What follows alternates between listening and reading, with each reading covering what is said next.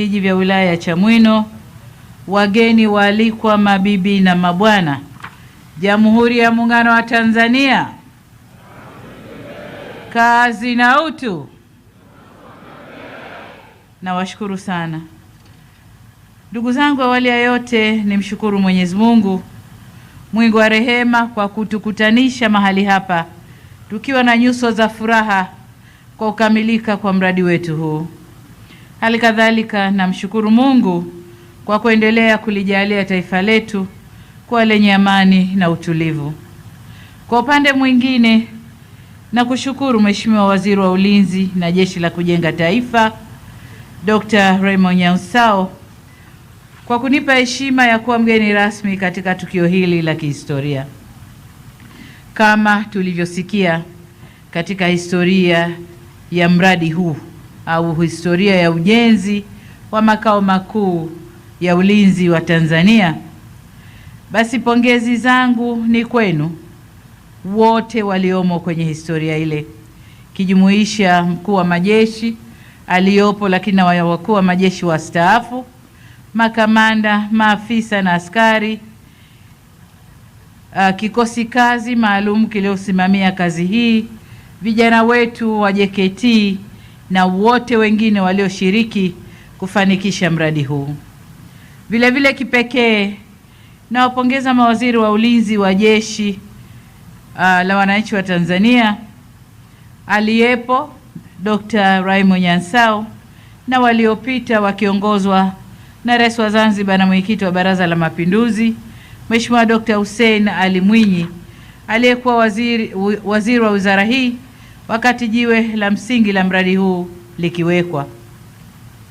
Pamoja nao niungane na mkuu wa majeshi kulishukuru sana bunge letu kupitia kwako Mheshimiwa Spika.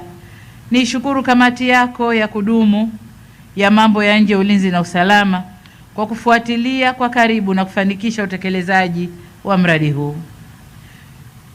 Ndugu viongozi, maafisa na maaskari, makao makuu haya ya ulinzi wa taifa ni alama ya ukomavu wa kielelezo cha uwezo wetu kama taifa wa kupanga, kuamua na kutekeleza miradi mikubwa kwa kutumia fedha zetu na wataalamu wetu wa ndani. Huu ni msingi muhimu wa uhuru wa maamuzi na heshima kwa taifa letu. Tukilinganishwa na wengine ndani ya Afrika, tutakuwa kati ya nchi zilizotoa kipaumbele na heshima kubwa kwa shughuli za ulinzi. Majengo haya yasitupe fahari tu kuwa nayo. Jengo zuri kubwa limependeza, lakini kuna fezi mbili nyingine zinakuja kuongezea ukubwa na uzuri wa jengo hili.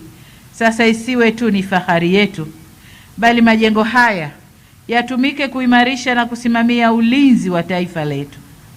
Yatumike kama kituo cha fikra, uchambuzi wa kitaalamu na uratibu wa kisayansi wa mikakati na shughuli za ulinzi zinazoendana na wakati tulionao, pamoja na majukumu mengine ya ulinzi wa taifa letu. Mambo hayo ni ya msingi kwa kuwa mazingira ya kiusalama ya dunia kwa wakati tulionao hayalindwi kwa silaha peke yake, bali nyenzo muhimu ni upatikanaji, uchambuzi na matumizi ya taarifa, teknolojia, mifumo ya mawasiliano na mbinu za kisasa zinazohitaji ubobezi wa kitaalamu na weledi wa hali ya juu, mambo ambayo nataka nikiri kwenu, nilipotembelea hili jengo niliyaona yako pale ndani. Tunahitaji kuongeza, lakini tayari tumeanza.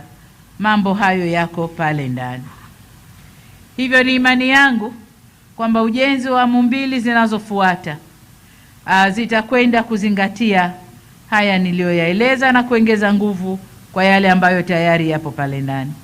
Ahadi yangu kwenu kama Amiri Jeshi Mkuu ni kuhakikisha kuwa awamu zilizobaki zinakamilishwa. Ndugu viongozi, makamanda na wapiganaji, tarehe 15 Disemba mwaka jana nilipewa heshima ya kufungua mkutano wa 9 wa mkuu wa majeshi ya ulinzi na makamanda mkoani Tanga pale kwenye kituo chetu cha SCUA. Mkutano ule ulibeba kauli mbiu inayosema ulinzi imara na amani ndio msingi wa maendeleo ya nchi yetu. Kauli mbiu hii inatukumbusha kuwa kila hatua ya maendeleo tuliyoifikia imejengwa juu ya msingi wa utulivu, nidhamu, ulinzi thabiti kwa wananchi wetu. Jinsi taifa letu linavyokuwa kiuchumi ni kiashiria kwamba hali ya ulinzi na usalama imeendelea kuimarika. Bila uimara wa hali ya ulinzi na usalama, tusingeweza kufikia hatua tuliofikia leo. Kwani hakuna uwekezaji unaokuja bila mazingira salama, na hatuwezi kujenga ustawi wa wananchi bila amani. Kama mnavyofahamu, ni juzi tu shirika bobezi linalofanya tathmini ya ukuaji wa hali ya uchumi duniani, The Moody's, limeipa nchi yetu daraja la B1, daraja ambalo ni kiwango kizuri sana kwa mustakabali wa ukuaji wa uchumi wetu. Na kila tunapokuwa kiuchumi, uwekezaji katika sekta ya ulinzi ni suala lisiloepukika kutokana na umuhimu wake kwa mustakabali wa taifa, kimaendeleo na ustawi wa wananchi kwa ujumla. Hivyo serikali yetu itaendelea kuliwezesha jeshi letu kuwa na mazingira bora ya kazi ili liwe tayari wakati wote kutekeleza majukumu yake kwa ufanisi.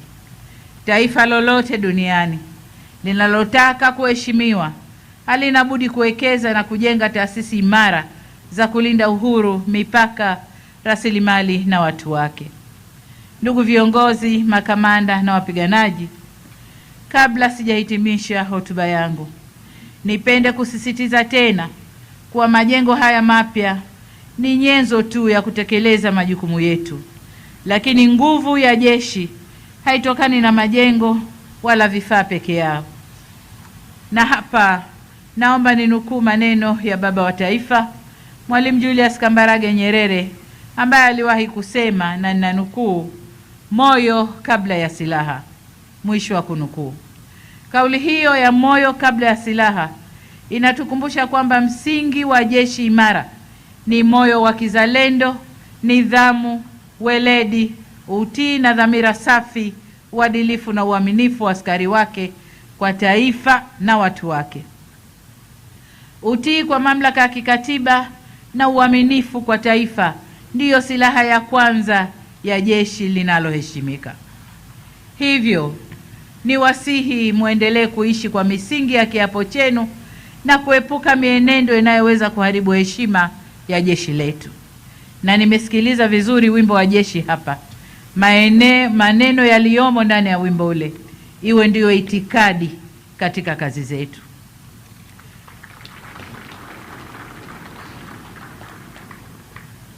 Taifa lina imani nanyi, na imani hiyo ni dhamana kubwa mliopewa na Watanzania. Aidha, ninatoa wito kwa Watanzania wote kuendeleza wajibu wao wa kikatiba katika kulinda amani na utulivu wa nchi yetu. Baada ya kusema hayo, sasa namshukuru Mungu kwamba makao makuu ya ulinzi wa taifa yaliyopo hapa Kikombo mkoani Dodoma leo yamezinduliwa rasmi.